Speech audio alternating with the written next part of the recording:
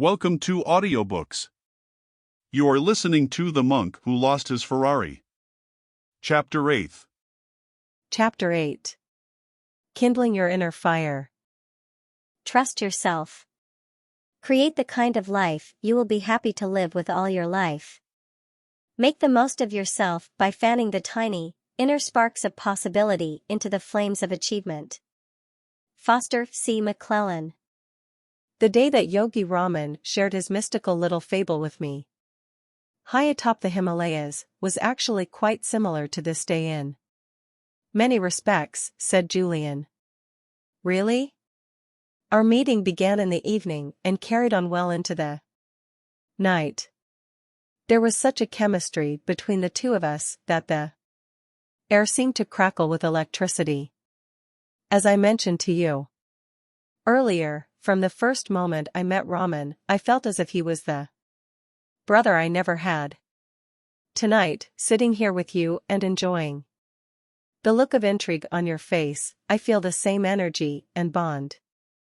I will also tell you that I have always thought of you as my little brother since we became friends. I'll tell you the truth, I saw a lot of myself in you. You were an amazing litigator, Julian. I will never forget your effectiveness. It was obvious that he had no interest in exploring the museum of his past.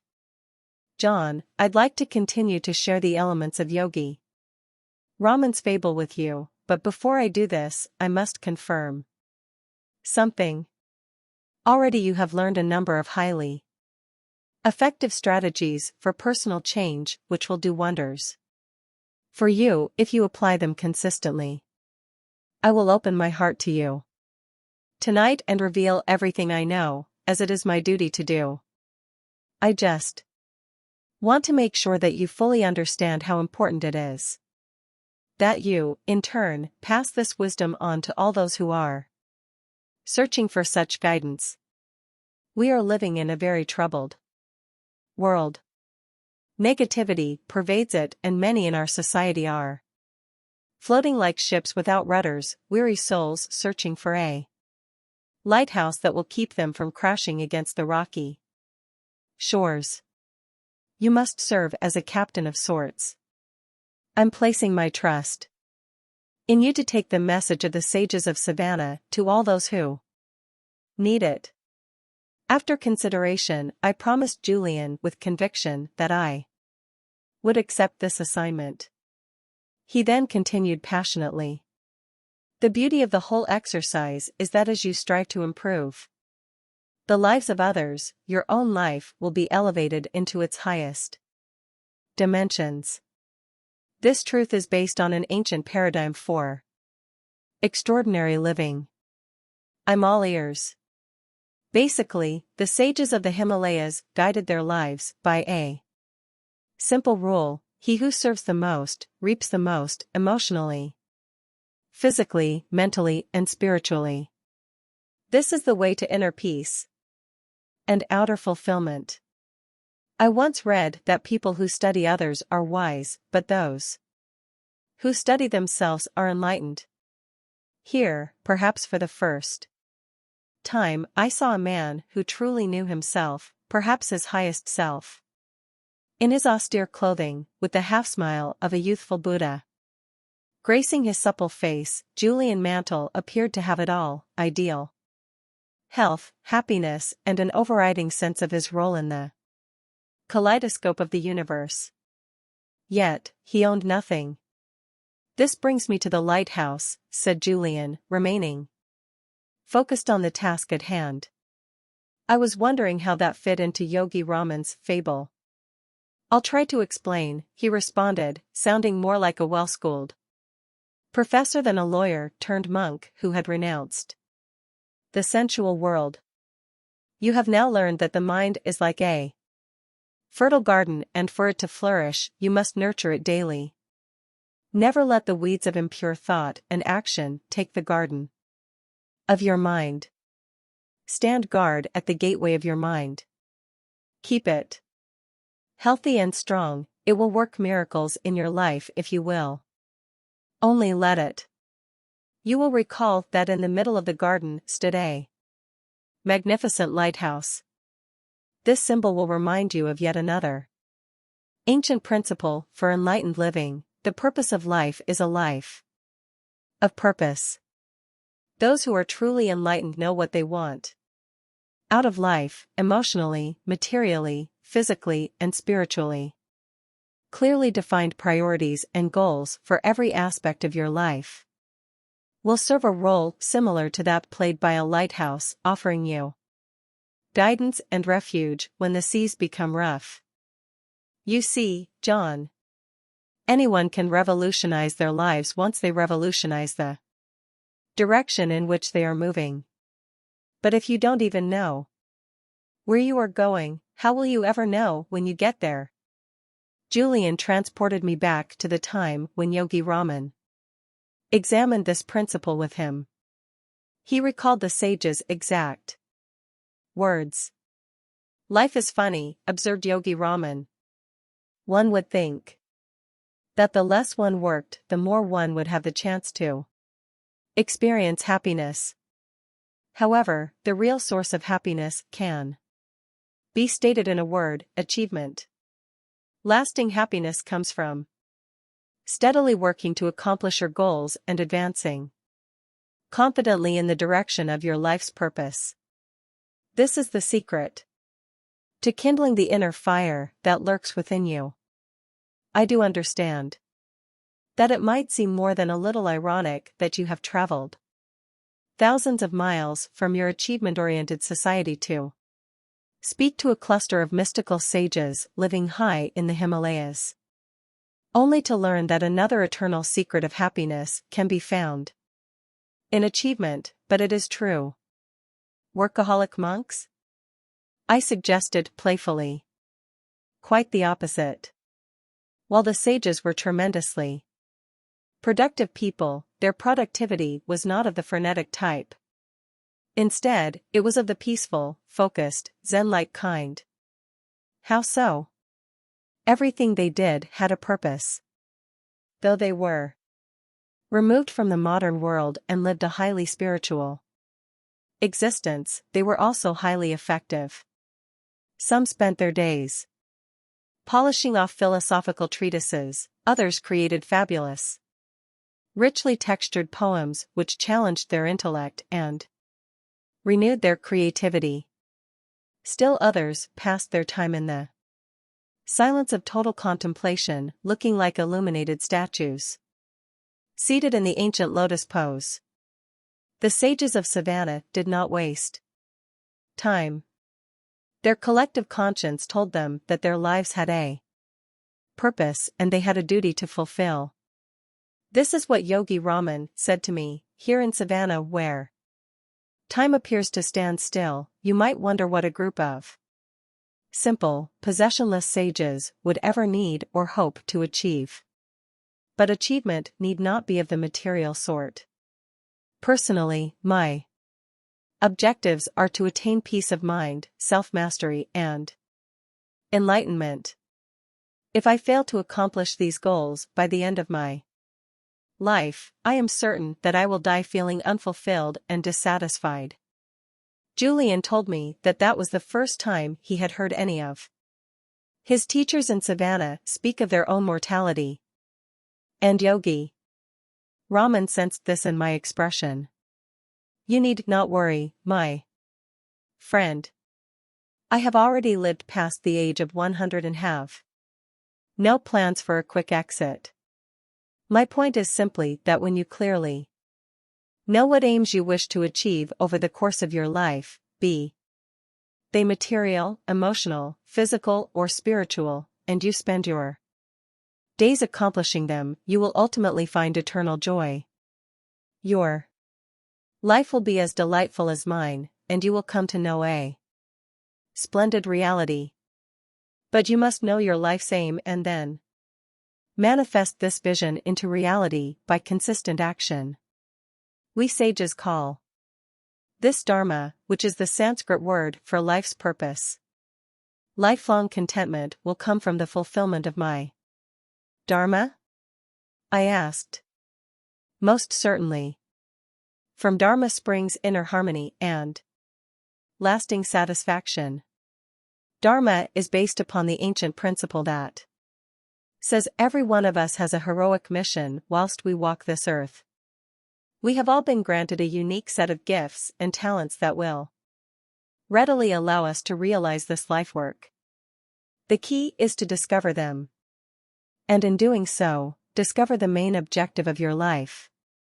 I interrupted Julian, it's sort of what you were saying earlier. About risk-taking.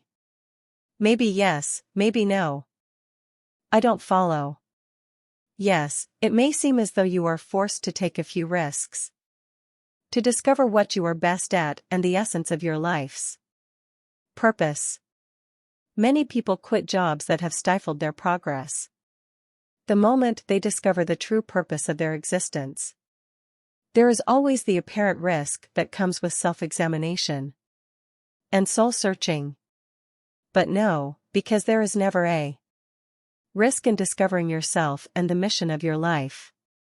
Self-knowledge is the DNA of self-enlightenment. It is a very good, indeed essential thing. What is your dharma, Julian?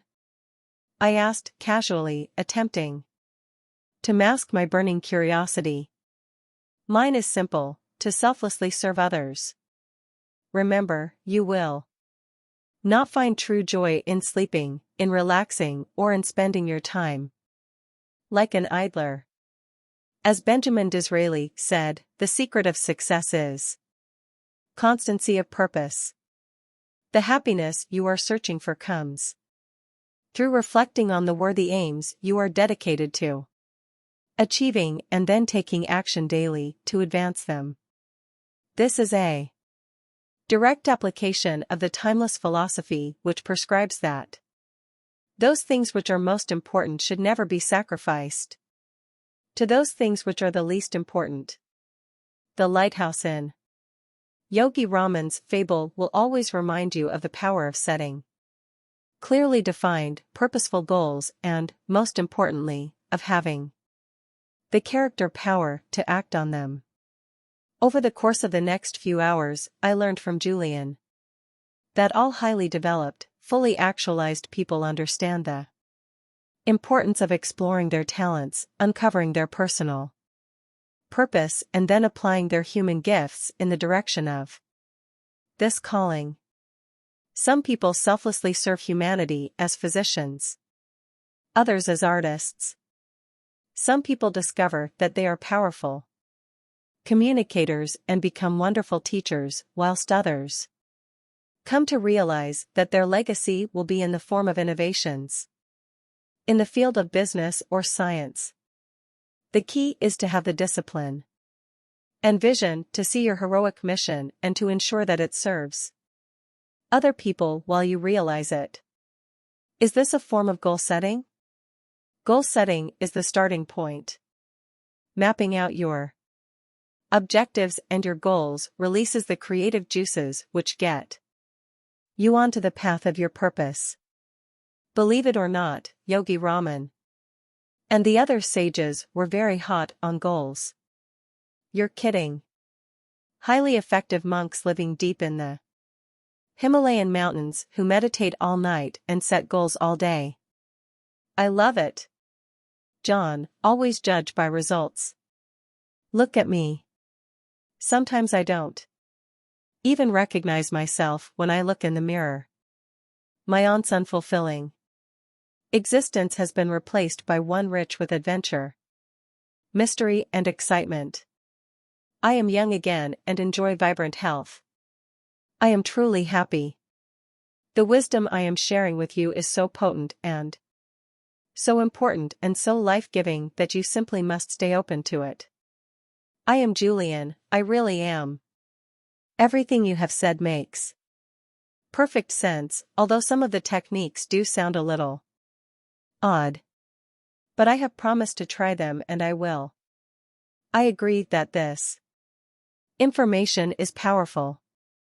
If I have seen farther than others, it is simply because I have stood on the shoulders of great teachers, replied Julian with humility. Here's another example. Yogi Raman was an expert archer, a true master. To illustrate his philosophy on the importance of setting clearly defined objectives in every aspect of one's life and fulfilling one's mission, he offered a demonstration I will never forget. Near where we were sitting there was a magnificent oak tree. The sage pulled one of the roses from the garland he habitually wore and placed it on the center of the trunk. He then pulled 3 objects from the large knapsack that was his constant companion whenever he ventured to distant mountain climbs such as the one we were visiting. The first object was his favorite bough, made of a wonderfully fragrant yet sturdy sandalwood. The second item was an arrow. The third object was a lily-white handkerchief, the kind I used to wear in the pocket of my expensive suits to impress judges and juries, Julian added apologetically. Yogi Raman then asked Julian to put the handkerchief over his eyes as a blindfold. How far away from the rose am I? Yogi Raman asked his pupil. 100 feet, Julian guessed. Have you ever observed me in my daily practice of this ancient sport of archery? The sage queried, in full knowledge of the response that would come. I have seen you strike the bullseye from a mark almost 300 feet away, and I cannot recall a time that you have ever missed at your current distance, Julian noted dutifully. Then, with his eyes covered by the cloth and his feet placed securely in the earth, the teacher drew the bow with all his energy and released the arrow, aiming directly at the rose hanging from the tree. The arrow struck the large oak with a thud, missing its mark by an embarrassingly large distance. I thought you were going to display more of your magical abilities, Yogi Raman. What happened? We have traveled to this isolated place for one reason only. I have agreed to reveal all my worldly wisdom to you. Today's demonstration is meant to reinforce my advice on the importance of setting clearly defined objectives in your life and knowing precisely where you are going. What you just saw confirms the most important principle for anyone seeking to attain their goals and to fulfill their life's purpose. You will never be able to hit a target that you cannot see. People spend their whole lives dreaming of becoming happier, living with more vitality, and having an abundance of passion. Yet they do not see the importance of taking even 10 minutes a month to write out their goals and to think deeply about the meaning of their lives, their dharma. Goal setting will make your life magnificent. Your world will become richer, more delightful, and more magical. You see, Julian, our ancestors have taught us that setting clearly defined objectives for what we desire in our mental, physical, and spiritual world is critical to their realization. In the world you came from, people set financial and material goals. There is nothing wrong with this, if this is what you value.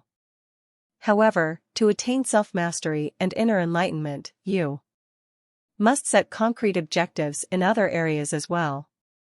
Would it surprise you to know that I have clearly defined objectives with respect to the peace of mind I desire, the energy I bring to each day, and the love that I offer to all those around me?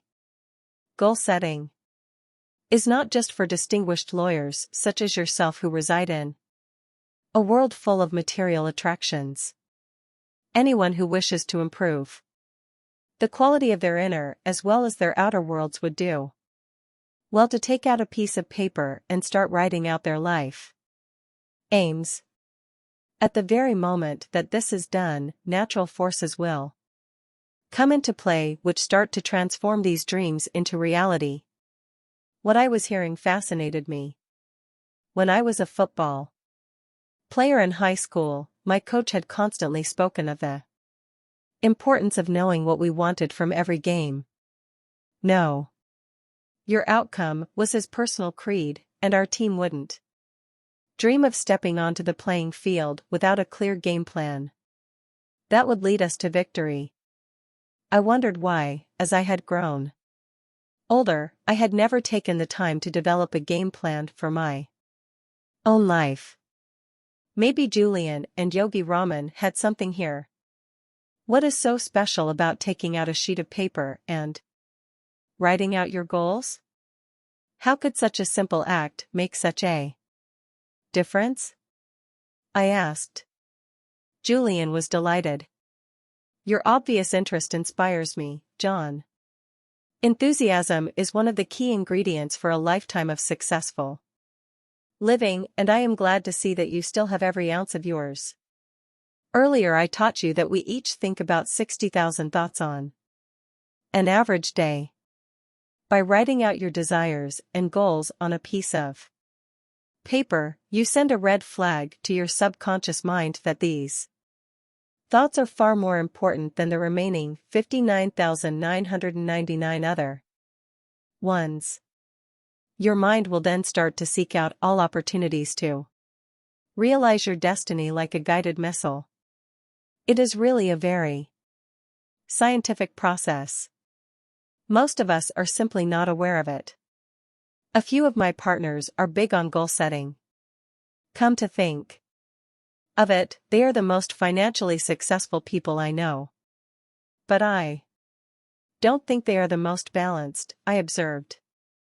Perhaps they are not setting the right goals. You see, John, life pretty much gives you what you ask from it.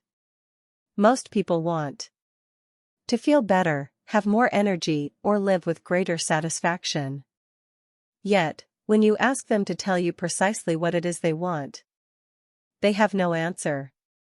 You change your life the moment you set your goals and start to seek out your dharma, Julian said, his eyes sparkling with the truth of his words.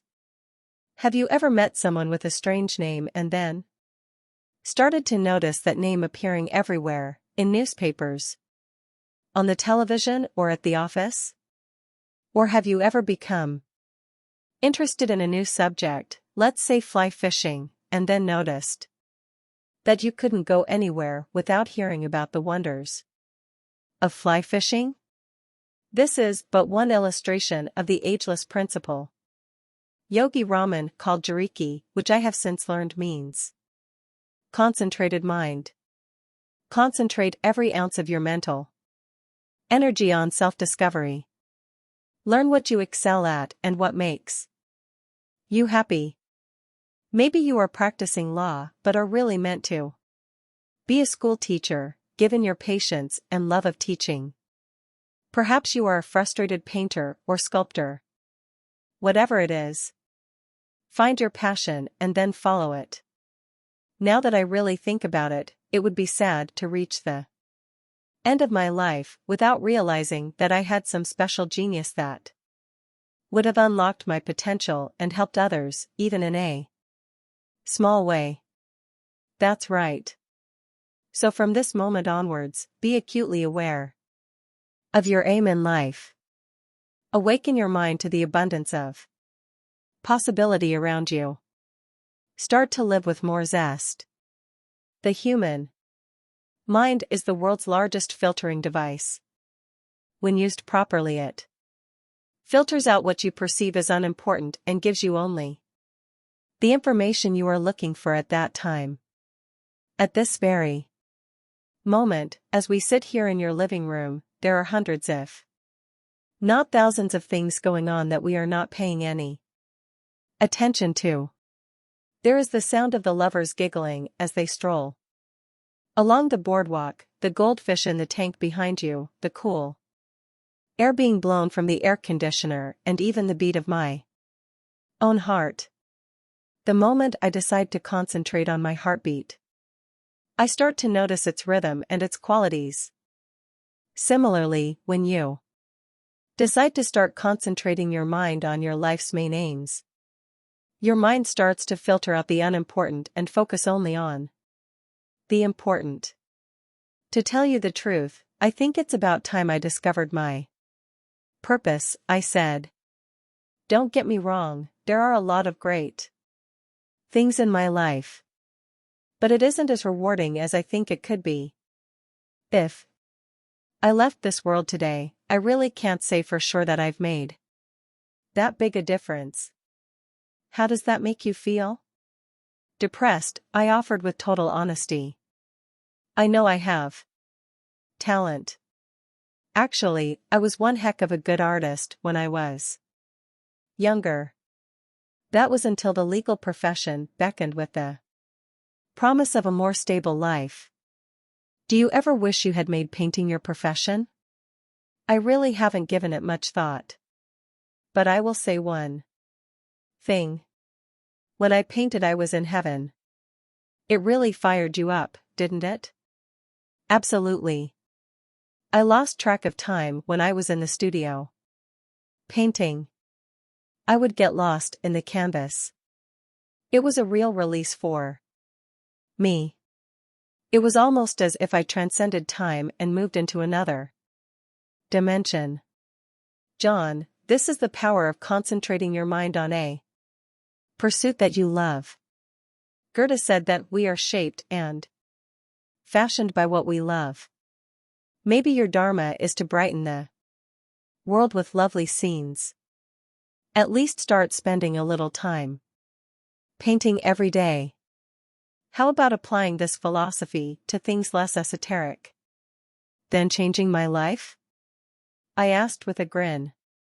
This should be good. Julian replied. Like what?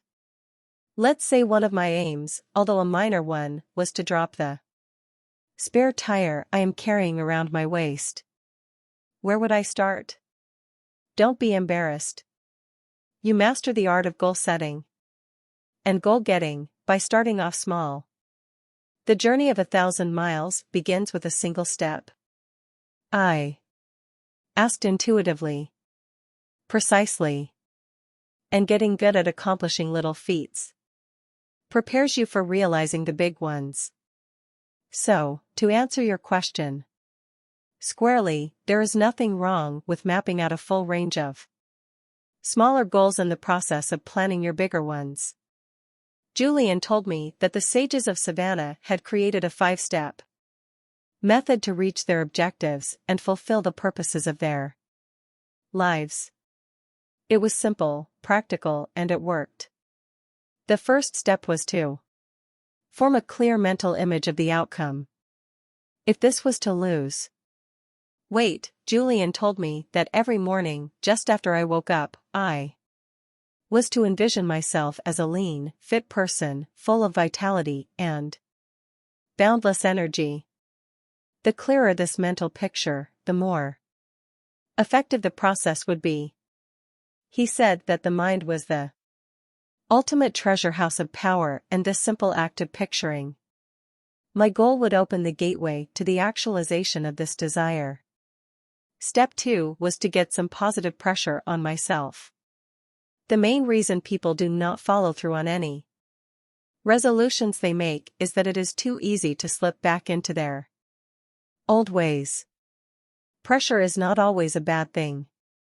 Pressure can inspire you to achieve great ends. People generally achieve magnificent things when their backs are up against the wall and they are forced to tap into the wellspring of human potential that lies within them. How can I create this positive pressure on myself?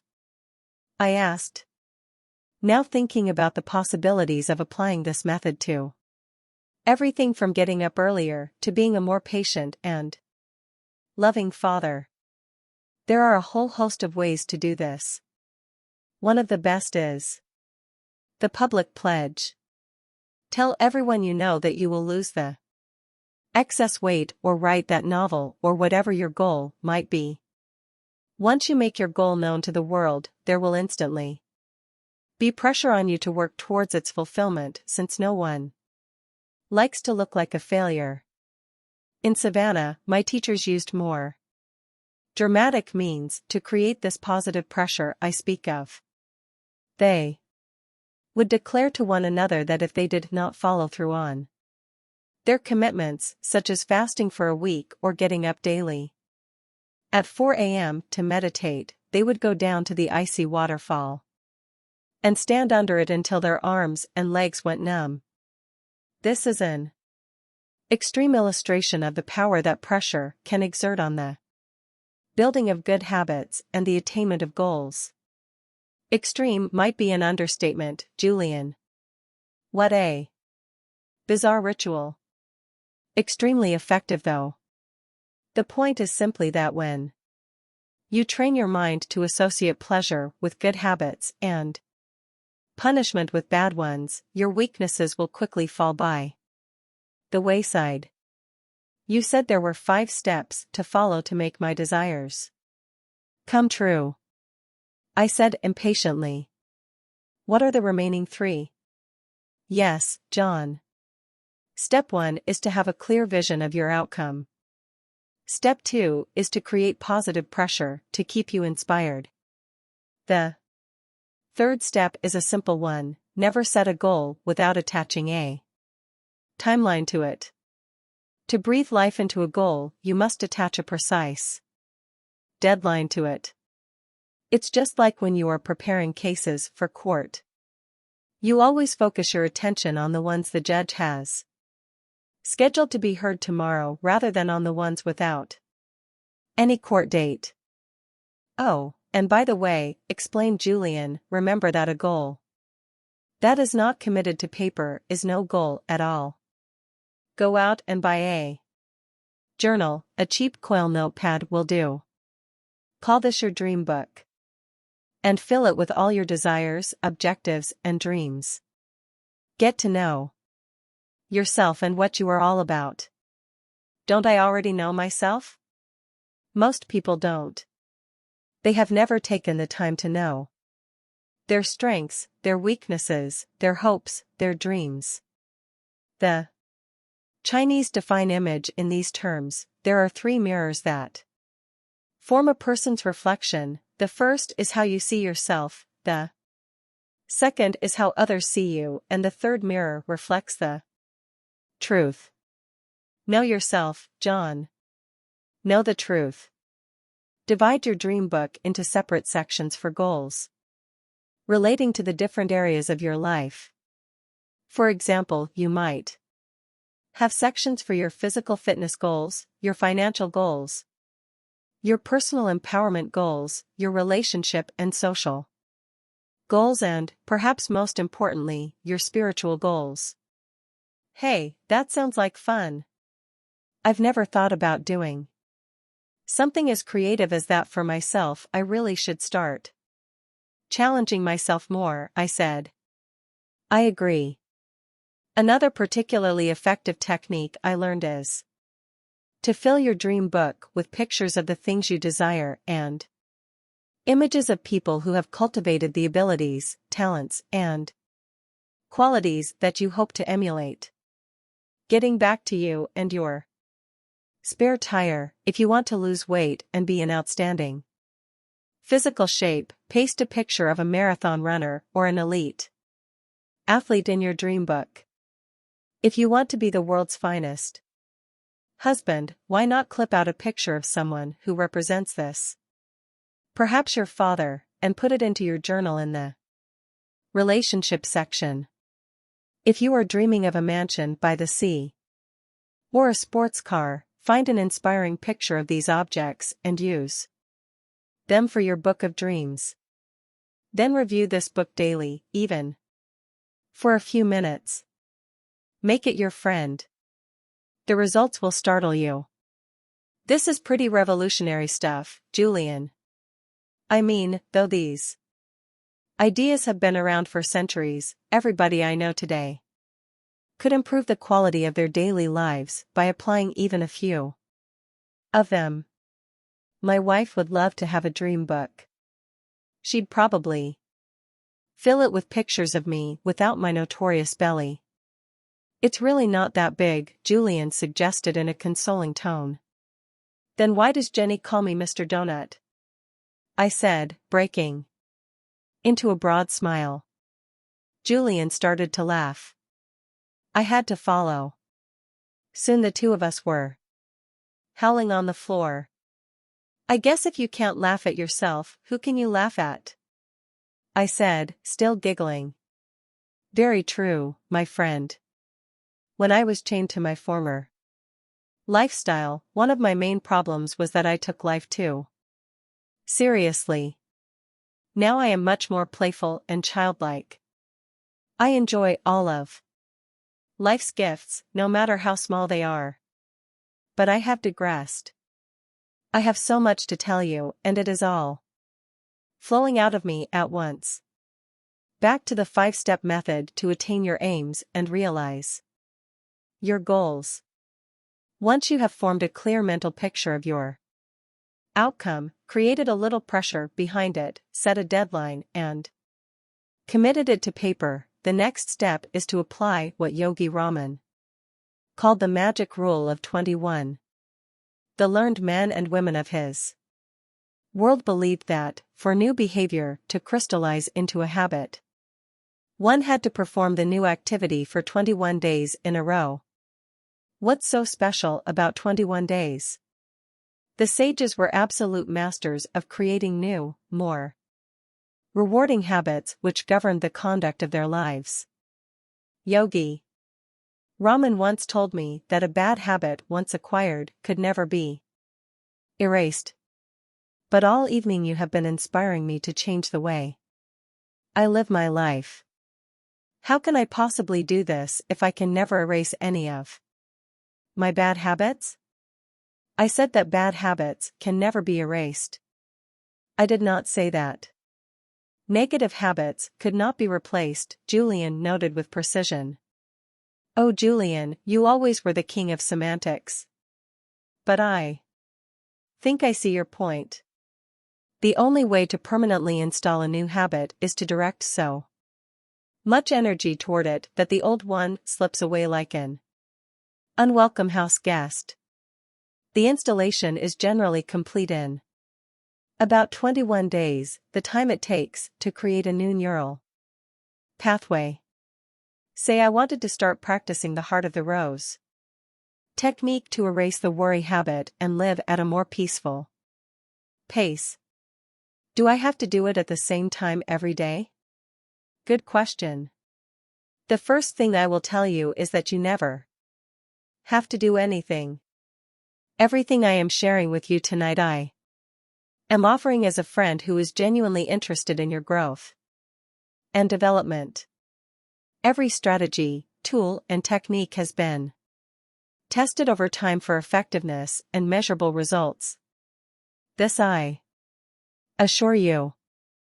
And though my heart tells me that I should implore you to try all of the methods of the sages, my conscience tells me to simply follow my duty and share the wisdom with you, leaving its implementation up to you.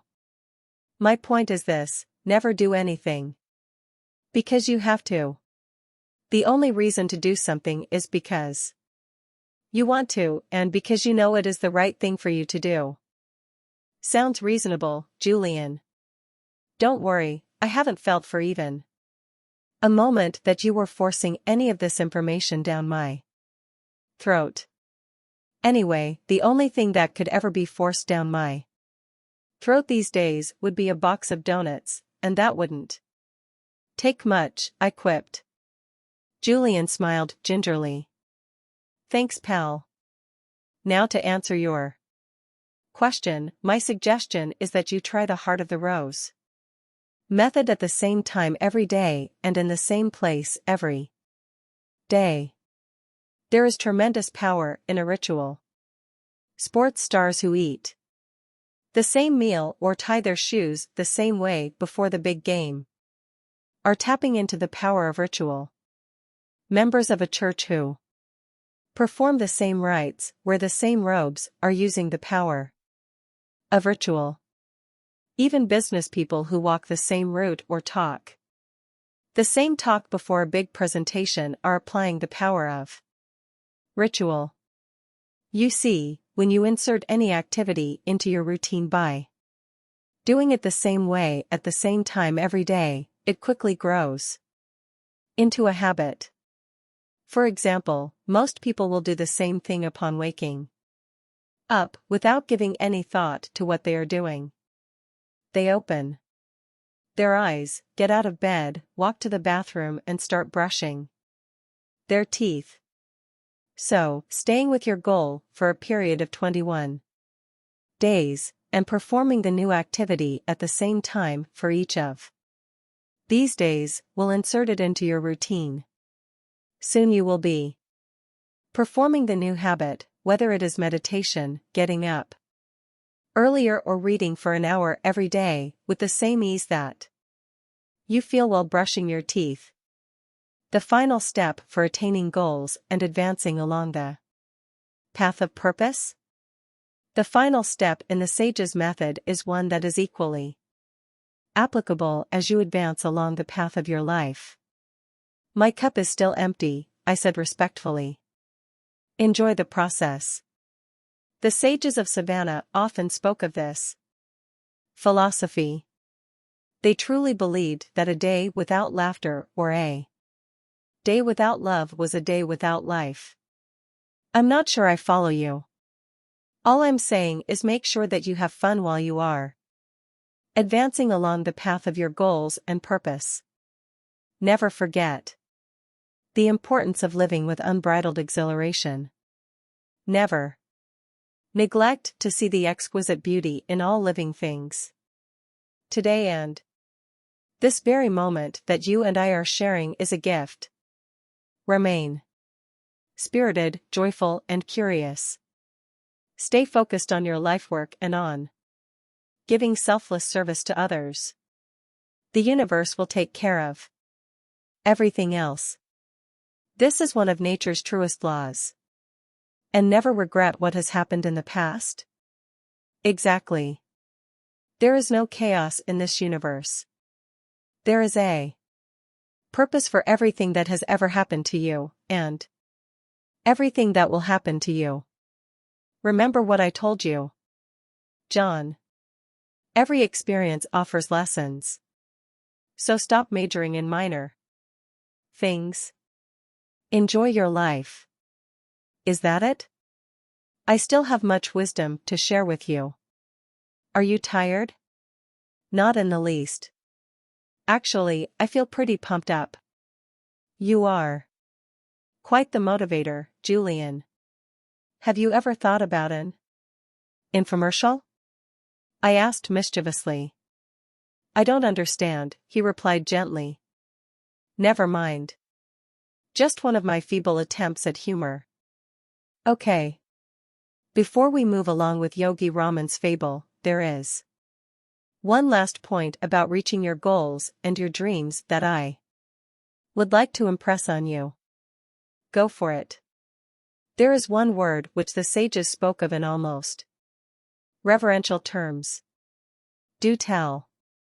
This simple word seemed to carry a depth of meaning for them, and it peppered their daily talk.